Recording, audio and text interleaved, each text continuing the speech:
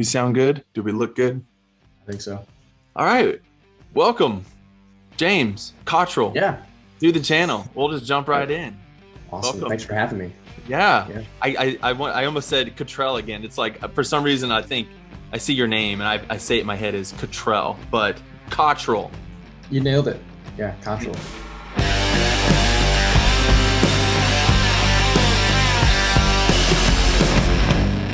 Thanks for being here. Today, I want to have you on. Hey, worship leader, thanks for joining us today.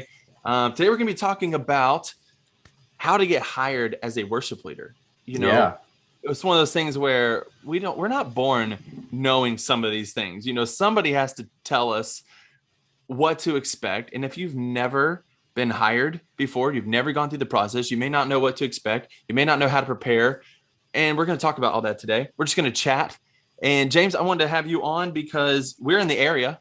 We're close. Yeah. Close to each other. We've met a few times. We just actually recorded a podcast. And so I feel like we're repeating ourselves, but they've never heard it. We are both worship leaders in the same town, but we rarely get to interact. We have a lot of the same friends. We've met up a couple times, but I wanted you to be able to just share with them your heart. Who are you? Where you serve? If you want to share that. More importantly, you have a podcast. They can find you. Whatever you want to share. Yeah. Well, yeah. As you said, I'm James Cottrell, and I'm a worship leader here in the Wake Forest area. My church is actually in the next small town over, Youngsville. I go to Faith Baptist. I've been there basically my whole life. So I got to grow up in that church and now find myself leading worship at that church. I was on our worship team since basically high school. And last November, our worship pastor of 25 years, he felt a calling elsewhere and he stepped down. And since then, I've been leading more in a more hands-on way while we look for somebody to come in and become our new worship pastor. So myself, our band director, and some other guys, we kind of share the load right now of leading worship at Faith. And it's been great. I love that church. They've been good to me over these last few years and have helped shape me into the worship leader that I am today, along with just some great people at Southeastern, which is where I go to school. It's the Bible college here in the area, the seminary in the area, and guys like you and other worship pastors at great churches, man. They've done some great stuff. You're doing great stuff here on Hey Worship Leader. Hey Worship Leader and some other cool channels and podcasts encouraged me and was one of the things that motivated me to start my podcast, which is the Young Worshiper podcast. You can find that anywhere you listen to them. And my heart is to pour into, just like the title says, young worshipers, young worship leaders. I'm only 22 years old. I got started in worship ministry when I was 15. And I've learned a lot, but I didn't necessarily have like a mentor or a trainee or a trainer or something like that was saying, hey, do this, don't do that. A lot of what I came to learn came through experience, for better or for worse. So I've done I've messed up in a lot of ways. I've done a lot of things that I probably wouldn't do now. And I don't want that for anyone else. I want to be that. I want to have a resource that I can send to young worshipers and worship leaders anywhere, whether you're young in the sense that you're 30, you've done something your whole life. And then you're like, actually, the Lord's called me to worship ministry. Now I have to start kind of from scratch. Or you're my age or younger and that's what your calling is. You just don't know how to kind of act on that. So I bring people on. We talk about just different aspects of worship ministry. And like you said, just had you on the show. Excited about that. That'll be out probably around the time this video comes out. So hopefully our listeners can kind of overlap and enjoy that and enjoy this as well. So yeah, definitely go check it out. If you're watching today, go check out. Did you say it was the Young Worship Leader podcast or Young Worshiper podcast? The Young Worshiper with 1 P, not 2. Yes. Because you can be spelled either way. And right. When I started this, I had a important decision to make. And Two P's just looked weird to me. So we've got one P, the Young Worshiper podcast. Yes. Yeah. I think one's British, isn't it? I think the two P's is British. Is that not? Yeah. Yeah. You're not British, are you? I'm not. No. And I'm not either. So I agree with your decision. I've been asked that question once in freshman year of high school. I used to dress like super, like dress to the nines, like I gotta dress up for school. Yeah. And some girl in the lunch line asked me if I was British because of the way I dressed, and no one has ever asked me that because I'm always in a shirt. Well, and I mean, I grew up in a pretty podunk town and went to a really rural high school, and so she asked me that, and then I responded in like a super Southern way and was like, "No, ma'am, I don't. I've never even been to Europe or anything like. I've never even left the United States." And she was, which I mean, part of it was like, I'm just gonna lay this on as a joke, but yeah. So that's hilarious. Yeah. Well, before we jump into the topic, this video will come out Tuesday, and I'm in the middle of a giveaway, so I wanted to make sure I remember to talk about it. But for those of you who are watching and care about gear at all, this is the Jet MCX MIDI controller. You can win this thing. I'm doing a giveaway right now. Link down in the description if you're interested in that sort of thing. Yeah, so do it. Buttons, gear. Nice. People love gear. I remembered. I was like, I want to mention that because giveaway. People got to know about it. Oh yeah.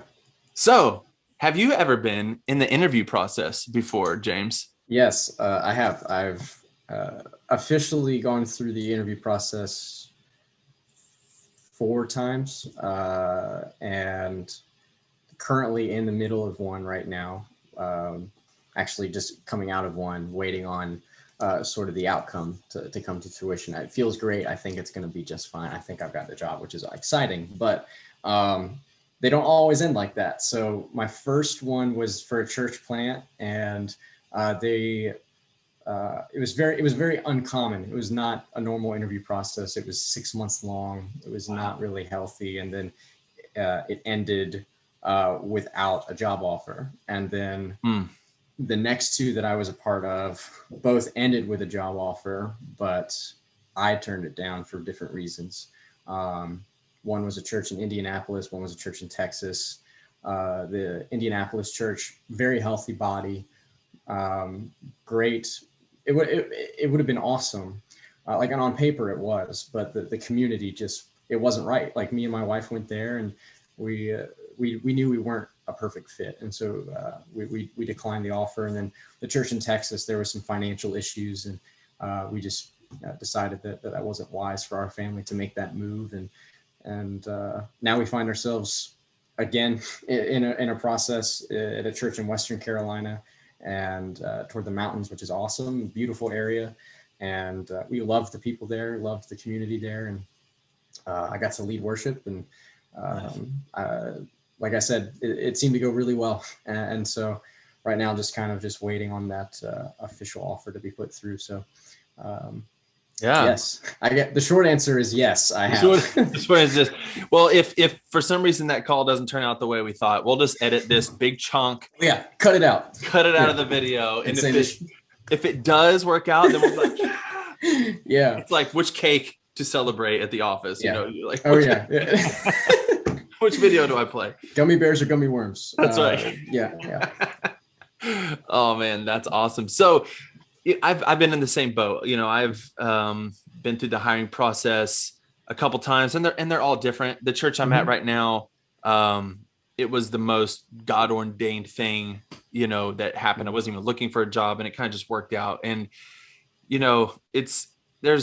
I think about, I still had to come in and talk with the leadership, talk with the elders, and kind of share my heart behind like my theology of worship. And there may be people watching this video that are going to want to get a job one day or thinking about it. Maybe you bombed your last interview, you haven't gotten a job, and you're thinking, how do I better prepare for this? How can I do that? And so I wanted to just ask you, do you have any wisdom on that? And I'll share some, and maybe out of this video, there will be some collective wisdom that someone can take from this video today. But when you think about preparing for an interview, what comes to mind? Yeah. Well, I mean, I think the first part is just know the church, and as much as you can get to know the church beforehand. So watch sermons, check out their website, read what they believe, read their bylaws if they have them up there. Ask around, like, do some Facebook stalking. like I try to find out as much as I can about the church body in general. And I guess at that point you're already preparing for the interview, then you've already kind of decided that this is a church that I would feel comfortable working at. But it does help to know, plenty of information about the church going into it. And once I've done that, I've spent a lot of time in prayer, a lot of time in the Word, and then I want to know. After spending some time in prayer, I have questions that I want to have answered to. So it's not this total interrogation where you're the only one being asked questions. So come prepared with questions yourself, like, how many people have you baptized in this past year? What is the financial situation in the church? So are they in debt? Are they out of debt? What's their tithe look like? What's their annual giving numbers look like? What's their budget? I asked them just things like that. And when they hear that, they see, oh, this person is not just some Joe Schmo looking for a job. He cares. Right. Because those things are important. Yeah. And then, like you mentioned, theology of worship, theology of ministry, philosophy of worship, and philosophy of ministry. Those are questions that you're going to get asked. So come prepared for that. Know why you lead worship. Know why you want to serve at a church. And without getting super duper spiritual, theology is important. It is I think J.I. Packer said theology is for doxology, or the purpose of theology is doxology. So the purpose of like knowing God is so we can worship him better. And everyone has a slightly different understanding of that. And then inversely, your philosophy of ministry. So how am I going to lead this church? How am I going to lead this ministry? Those things are important because it could be vastly different than the previous guy that they've had, or it could be vastly different than the church as a whole. And if you're coming into that church, if they're going to hire you, they want to make sure that you're a good fit. Not only, not just can you lead, can you sing, can you play an instrument? Those things ultimately on the scale of importance are pretty low, because you're not just getting up there and singing. You are leading a people, you're leading a church, and you're leading a team. And so they want to know that you care, that you're competent, and I mean, and there's a lot more that I could say, but if I had to just like real quick give some advice to people going into the interview, know those things. So know about the church, be able to answer the question of like, what's your theology and philosophy of ministry, and ask questions to them as well, like, the health of the church, and because that shows that you care. I think that's awesome. I mean, we do get nervous in those situations, and we think about our performance in the interview or whatever. And I think that is excellent advice that I wasn't even thinking about necessarily. And that is ask, because I know I did that this last church. I was like, I want to know what I'm coming into. This last time I was a little older, so I've had more experience. I knew what I wanted, what I didn't want, that kind of thing. And so I wanted to know those types of things. Like, is it we just had a podcast about multiplication, and that was something that was important for me coming into the church I'm in, is like a ministry of multiplication. That's actually what drew me to it, is because this church was a church planting church. And I was like, man, that's awesome. So I asked questions about that. And what does that mean? What does that look like? And so I think that's great. Thinking through, get outside of your own head, because you'll probably be nervous. Ask about them, because they want you to know, we all want to be known. And so because of that, we tend to talk about ourselves a lot. But yeah, think about the church and what they're doing, and see if that's something you want to join in the mission they're already doing. And then I think about there are different reasons why people will be looking for a worship leader. Either it's they've never had one, I guess, but they've had a worship leader, for some reason had to leave, and they just want you to fill that same role. Or there's other positions where it's like, hey, we've had this for so long, but we want you to bring change, but they don't know exactly what that's going to look like. Mm-hmm. And I think that is a lot more of what I hear. I get sent resumes and stuff all the time, like, hey, this is where we've been, but we want to take it somewhere else. And with bringing change to a ministry comes a lot of potential ruffled feathers and stuff. And so when I came into my church, my biggest thing was I want the people to trust me as a leader. I want the leadership to trust me first, because that's the first conversation in the interview, is that I wanted to build trust with them. I wanted them to know that what was important to me was not necessarily new songs to hymns ratios and are we having a hazer and the lights? What's the sound system like? Like, I didn't even know any of that stuff really before I accepted the job, because those are all secondary, tertiary things. Mm-hmm. The big things were, where's our heart at? Where are we going together as a ministry? I want the worship ministry to fall in line with the larger vision of the church. And so having those kind of conversations, I think, built trust. And so if I were to write something down, it was like, build trust first in the interview, and let them know that you want to build trust with the people. Because I've been in churches where I didn't really trust the worship leader. They didn't, they acted one way on stage and they did off stage. They didn't really seem to care. And then so when they were up there singing, it really affected my ability to worship sitting in the congregation. And I remember thinking, man, I never want that for somebody. I don't want somebody to look up there, and you can't control everybody, but I'm saying don't go out of your way to give people a reason to not trust you. And so that's gotta be big to. Sure. Yeah. Sure. And it's, you said it's an exercise in trust, and it's as much of an interview for you as it is for them. Like, you are interviewing that church to see if they're a good fit for you. I've seen churches split because there was a difference in vision or a disagreement in vision between, like, the senior pastor or some of the senior team and the worship pastor, and not just those two specifically, but having two different visions that kind of conflict or don't totally line up. And so find out what the vision for that church is, and if it's something that you can get on board with, then awesome, hop on. But if not, then that, I won't say that's a total non-starter, but it should at least be like a red flag and say, okay, why don't I fully, why can't I fully get on board with this? Is there some wiggle room here? But even then, I'd say that's almost like a slippery slope. So yeah, I think that's all great, and it's real important. But yeah, it's as much of an interview for you as it is for them. The other thing you said, and I want to get super practical in case somebody's hearing these words and like, well, what do you mean by that? Mm-hmm. You said, know, like, your theology or philosophy of worship. And I kind of wanted to, I hear that, and I hear that through my younger self, and I would have heard that and be like, oh yeah, I need to have that. I kind of have a general grasp of that, but I want to give people in this video some categories to think through. Like, when you think through, what is your theology of worship? This is something you need to pour your heart into and do some work. But basically it comes down to, what are you doing as a worship leader, and how are you going to do that well? So your number one thing is to point people to Jesus. And I'm going to list these, then we can kind of come back and maybe flesh them out a little bit.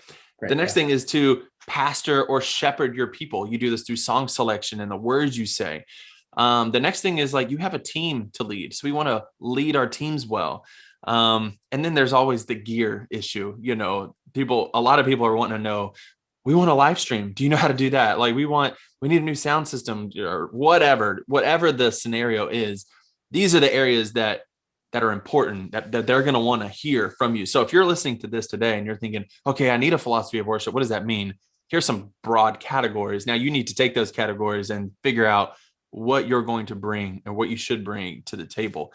So for you, James, thinking about pastoring your people, is that something that you've thought through? Like, did that even come up in this last interview that you're in now? Or yeah, definitely. And because I've seen because I also asked, hey, what am I coming into?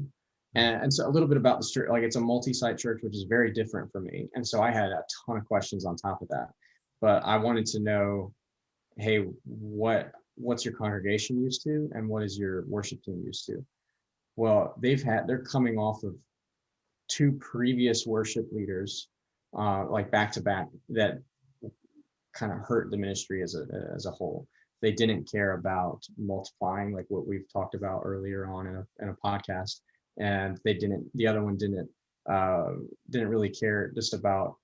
I mean, I guess neither cared about multiplying. One was kind of focused on making it a platform for himself, and one was more focused on just being lazy and saying, everyone do it. I don't want to do a lot of stuff. So two kind of different sides to a coin, but me knowing that allowed me to say, okay, this is why I think my perspective and my approach is going to benefit your church.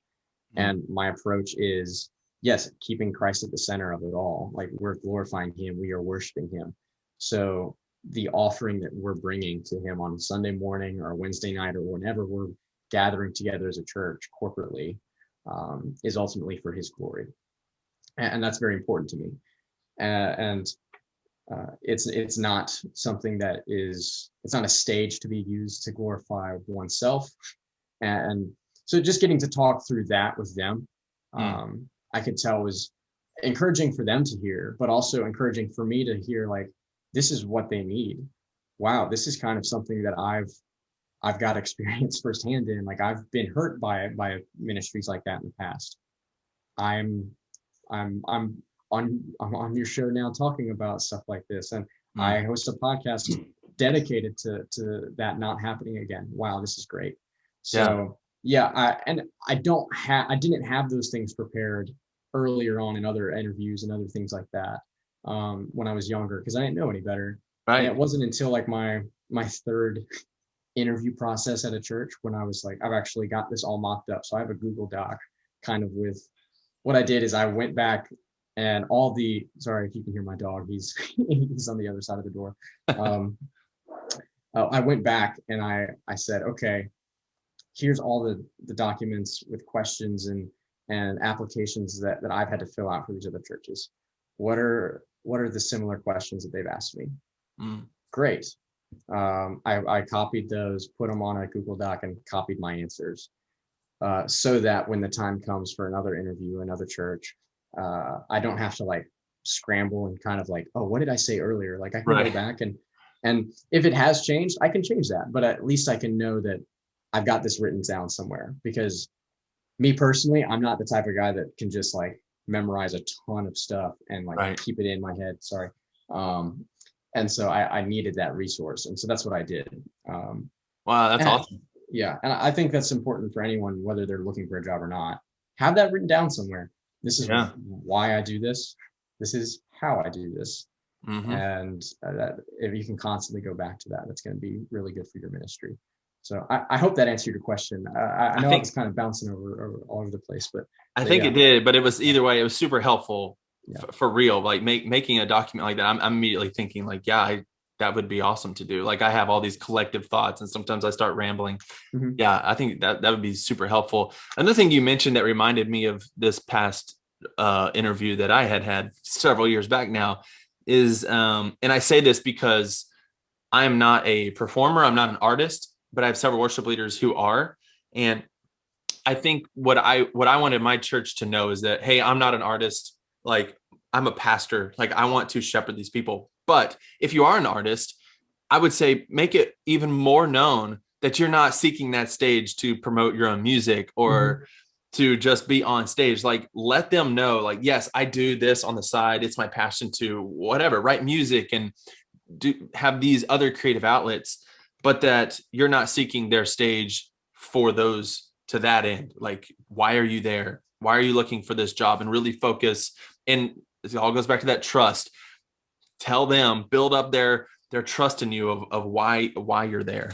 And since you mentioned something like that, just made me think, yeah, that's important, especially if some people are out here are listening, like they have music on Spotify, and they want people to go listen to it.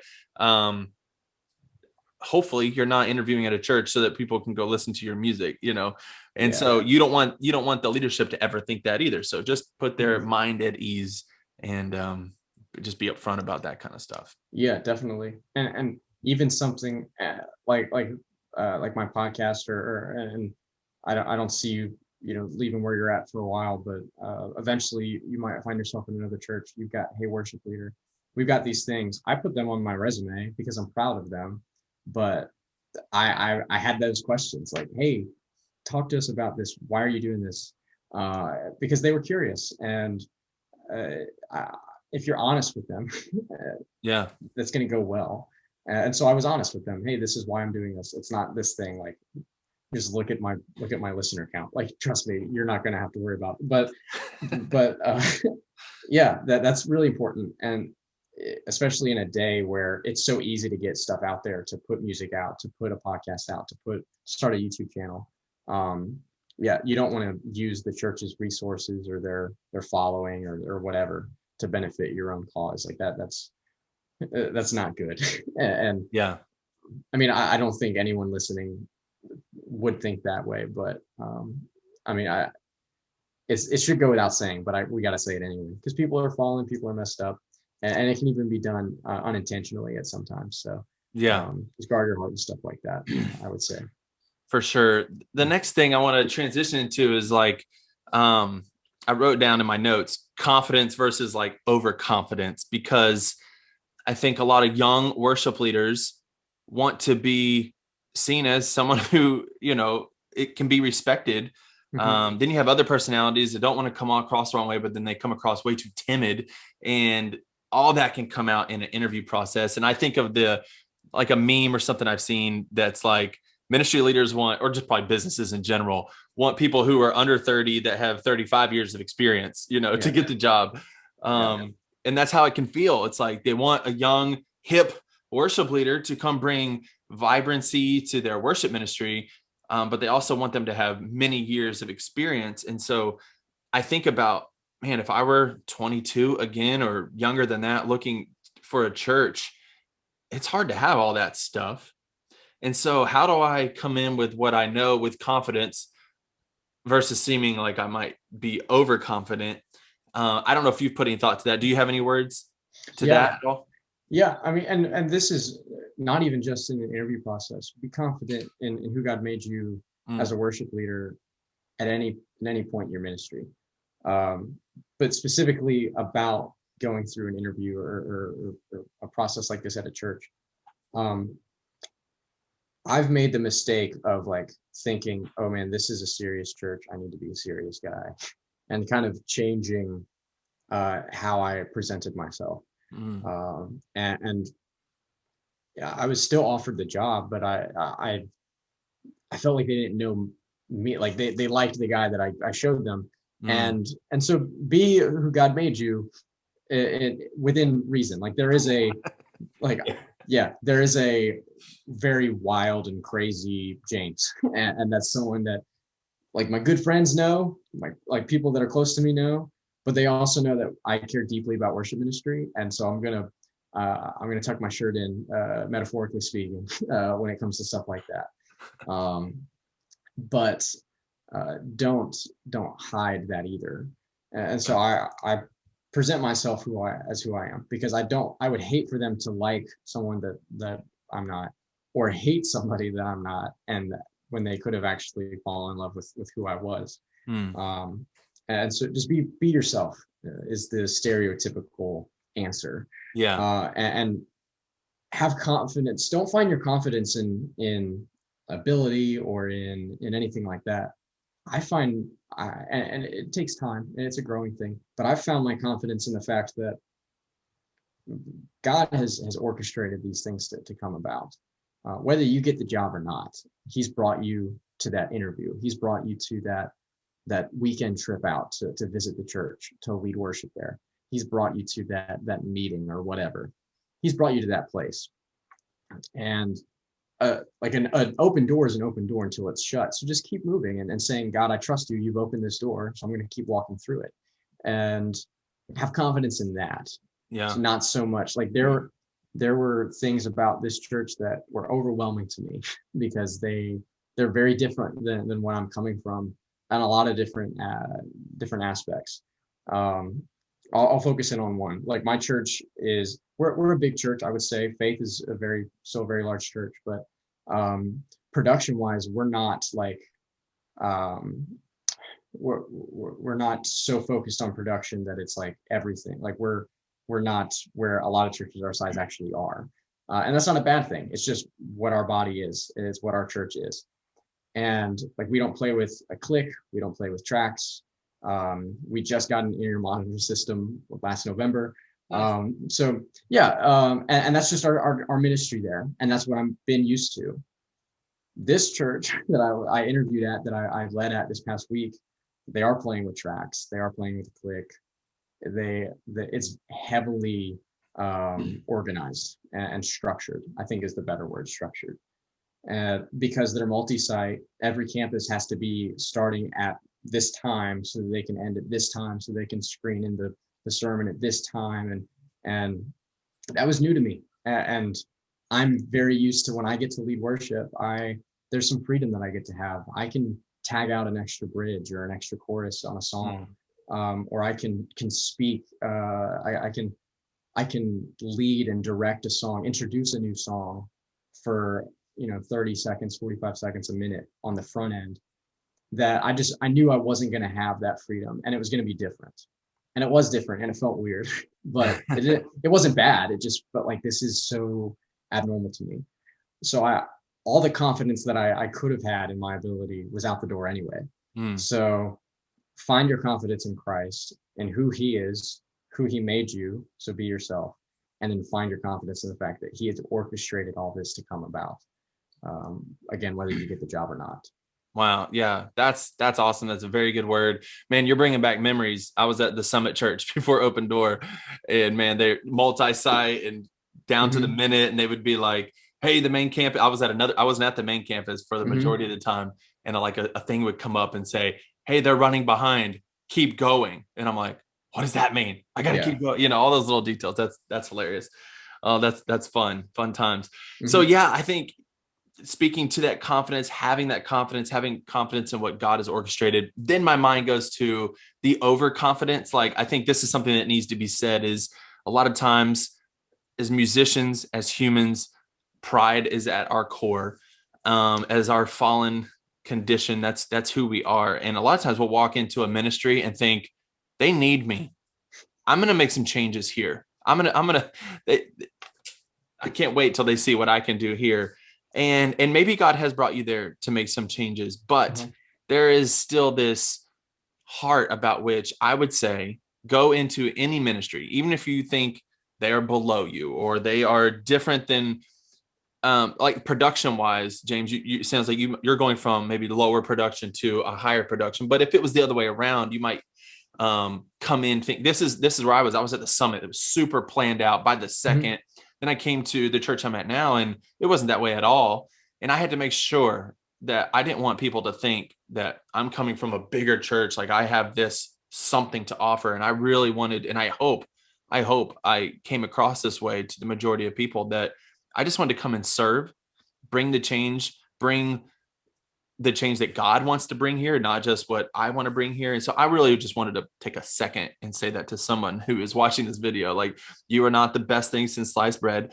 Go into that ministry knowing that God has given you gifts. Yes, you will bring change, and hopefully for the positive, but you're joining God in the ministry and the work that he's already doing there. And that has to be how you come in. Definitely. Yeah. And change in general at a church takes time. Like, it's not something that happens instantaneously at the snap of your fingers, which is difficult at times, because it can seem like this is absolutely necessary. This needs to change. This is what I was hired to do. Why can't, this be this way at this point? Really, it takes months, years, sometimes to make certain changes, because if you go in guns a-blazing and you change everything, you're not loving that church. You're not serving that church. And maybe there are instances when you need to be very swift and make changes like that. But honestly, that's very rare. You're rarely coming into like a super heretical church that is like doing a ton of stuff wrong or things that aren't right. But for the most part, you might be coming in and saying, hey, we want to implement this. We believe you can do that. Great. That's going to probably take a year or two. And that's not just worship ministry. My church got a new senior pastor 3.5, almost 4 years ago. Oh, wow. He's just now like started saying, I mean, change. He gave his vision and saying, this is my new vision for the church. And it's taken these 3 or 4 years to finally get to just like the starting line, it feels like. Right. But that's good. Yeah, and we've lost people over those 4 years. We've gained people over those 4 years, but it wasn't this drastic, huge shift that hurt. You're not ripping off a Band-Aid. Right. You're slowly but surely making those good changes. And so have patience. And yeah, you're not God's gift to that church. We're lucky that God has even chosen to use us in our churches, in our places of ministry. So have patience and stay humble. Yeah, man, I think we've hit some good topics. I think we've given listeners, viewers, this isn't a podcast, this is on YouTube. We've given viewers some stuff they can take in and work on and be prepared. I want to transition because I've been doing this in my other videos and I didn't even tell you I was going to do this. So I'm sorry, I forgot. But I wanted to ask you, just change it up a bit. We're just having fun. We're hanging out. I want to ask you some rapid fire questions, this or that. All right, go for it. We'll see where it goes. Dog or cat? Dog. I already know because you said there was a dog at your door. Oh yeah. Yeah, I don't like cats. I'm allergic to them. They're not cool. All that. Yeah. Okay. This is one I'm interested in because I've been asked this question. When it's time to just go watch TV, Netflix, YouTube, Disney Plus. I'll add Disney Plus. Okay. So before you threw Disney Plus in there, the answer is Netflix. YouTube, I don't consider TV. I love YouTube, but it's this thing where like I have a problem with it because I'll just keep watching and keep watching. So I've got to be real intentional with my YouTube time. So Netflix, however, yeah, all day. Especially before they took The Office off of that. That was my go-to. Oh man. Yeah. So me and my wife are actually on Hulu more these days because they've still got we love Brooklyn Nine-Nine. We love all those other shows like that. So we're watching. Yeah. But you threw Disney Plus into the options, and we have loved WandaVision over these last few weeks. So we've been hitting that up for a while. Did you watch the finale? Oh yeah. Yeah. Wonderful. It was great. Excited for more of the Marvel stuff too. I'm a huge the Winter Soldier, that one. And then the Loki one is the one I'm really excited. It's all great. I'm so excited. I can't wait. I know, dude. Yeah. Okay, phone call or text? Phone call. Phone call, which is different for guys my age. Most people are like, "Don't you dare call me." Right. If I text, I feel like I have to wait longer than necessary for an answer on something. So like I'll call if it's like really important. And it's like, I need to know. So I'm always talking on the phone, man. Okay. So if you're spending time on your device, you're just chilling, you got some you time, Facebook, Twitter, or Instagram? Instagram. Yeah. I wasn't allowed to have social media until I was 18. The parenting choice my parents decided to make. I don't think it was bad. Great parents. Good job, cultural parents. Patrick and Shauna took care of their children. So Instagram out of those three. I don't have Twitter. I've tried it a few times. It's just not my thing. I don't know if I'm just not good at it or like I don't get it. But and then Facebook I've got, but it's always this thing that's just like, oh, I posted on Instagram, so I'll post it on Facebook. But it's not really this thing that I'm like all about. But wow, that's so crazy. I feel like so many people are on Twitter, but everybody I have on here that have asked these questions have pretty much responded the same way. Really? Instagram, they don't do Twitter, and Facebook's kind of like for some other reason. That's exactly me. I had a Twitter way back before anybody was on it, before anybody I knew was on it. Mm-hmm. And so I didn't really get it. And I think I boiled it down to now. A lot of people are readers over like I'm very visual. And so like a picture will grab my attention or video. And then if I want to keep reading, I'll read. But like, it seems like, which I haven't been on Twitter, but it seems like it's mainly words. I don't know. Yeah, that's probably it for me too. It's just, it feels cluttered and I don't like that. So Right. Yeah. Yeah, Instagram all day. Cool. Music or podcasts? Ooh, if I'm working, podcast. If I'm driving, music. Gotcha. Okay. Yeah. I'm a blue collar worker for my day job. So yeah. I just pop my headphones in and listen to people talk at me. It's nice. That's awesome. Nothing beats music while the window's down driving. It's great. That's right. Yeah, you mentioned that wasn't this video. That was the podcast that you worked at the same place I worked. Mm-hmm. And I remember when I worked we both worked at Southeastern.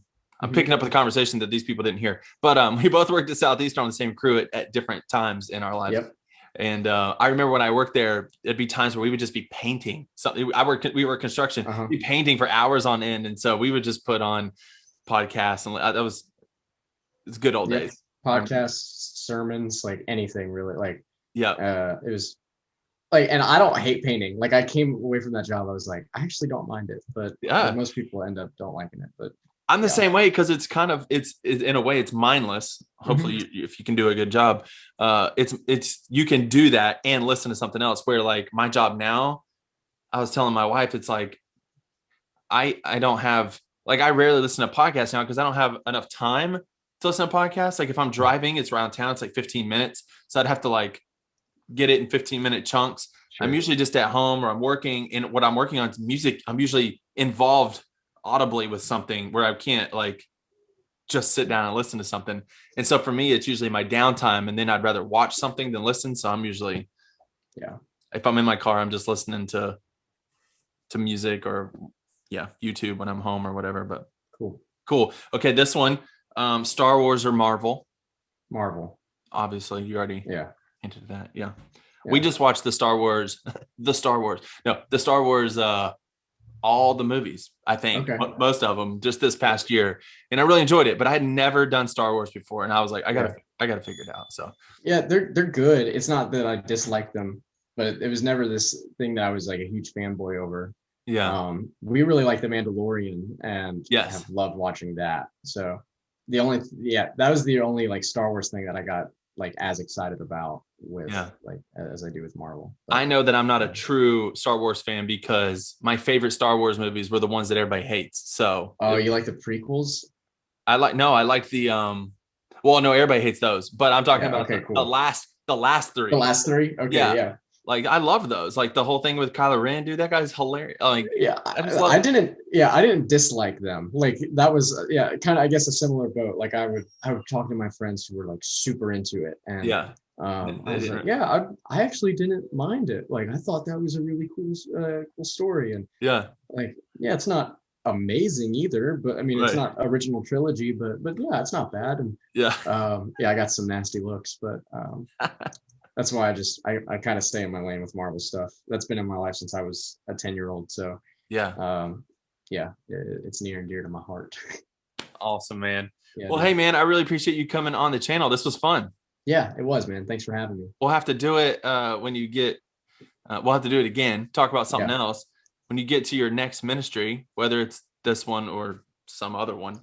Yeah, that'd be great. And as soon as COVID lifts, I would love to come visit. We could do an actual video, not in this room. Yes, that would be wonderful. Behind the scenes tour or something. Oh yeah, that'd be. I hook you up. Awesome, man. All right, well, let's end this video. Thank you guys for watching. Please remember to like and subscribe. That does me a favor. It helps YouTube like this channel more. If you want to support, there's some links down below in the description. You can definitely go check those out. Thank you, James, for being here. Yeah, thanks for having me. Yep. All right, guys, we'll see you in the next video. Bye. Bye. And I usually do this. Sweet. We're done. Awesome.